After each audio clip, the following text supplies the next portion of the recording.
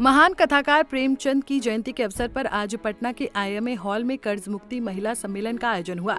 सम्मेलन में भारी संख्या में कर्ज के बोझ तले दबी महिलाओं ने भाग लिया और अपनी पीड़ा, गुस्से और संघर्ष को साझा किया। सम्मेलन को संबोधित करते हुए भाकपा माले महासचिव दीपंकर भट्टाचार्य ने कहा कि सरकार की नीति ही बन चुकी है, लोगों को कर्ज में ढकेल दो ताकि वो कोई और सवाल ही न उठा सके। उन्होंने कहा कि आज बिहार में महिलाएं, किसान और गरीब तबके कर्ज के जाल में फंसे हैं, लेकिन हम सिर्फ चर्चा कर रहे हैं। ये कैसा मजाक है कि एक ओर आत्महत्या की खबरें आ रही हैं, लोग रोजगार और रोटी के लिए तरस रहे हैं और दूसरी ओर SIR हो रहा है।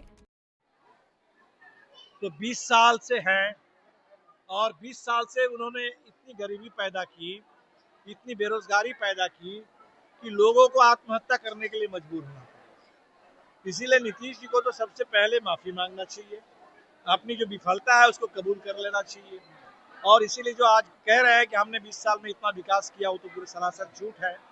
तो हमें लगता है कि नीतीश जी जितना भी निश्चय की बात करें, उस झांसे में लोग आने वाले नहीं हैं। और आने वाले दिन में इंडिया गठबंधन की ओर से हम लोग जो मैनिफेस्टो बना रहे हैं, इन तमाम मुद्दों पर ठोस घोषणा हम लोग करेंगे। कम से कम 2500 रुपये बिहार के तमाम गरीब महिलाओं के लिए प्रति माह उनको सहायता राशि मिलेगी।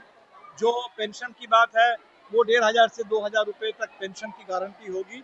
और हम तो कोशिश करेंगे कि छोटा कर्ज भी माफ हो और बिहार में और स्थायी रोजगार और बेहतर आमदनी, बेहतर कमाई, उसकी गारंटी। महागठबंधन में क्या डेवलपमेंट अब तक हुआ है? अभी हो रहा है, वो बातें भी चल रही है, लेकिन आपने देखा अभी इतना बड़ा SIR का जो हमला हुआ है, और अभी तो 1 तारीख को कल वो ड्राफ्ट लिस्ट निकलेगी और ड्राफ्ट लिस्ट जब आएगी तो पता चल जाएगा कि कितने लोगों को, अभी जो आंकड़े आ रहे हैं कि 22 लाख लोग जो मृत घोषित कर दिए गए और 35 लाख लोग जो बिहार के मजदूर हैं उनको बाहर ही कह दिया गया कि स्थायी रूप से।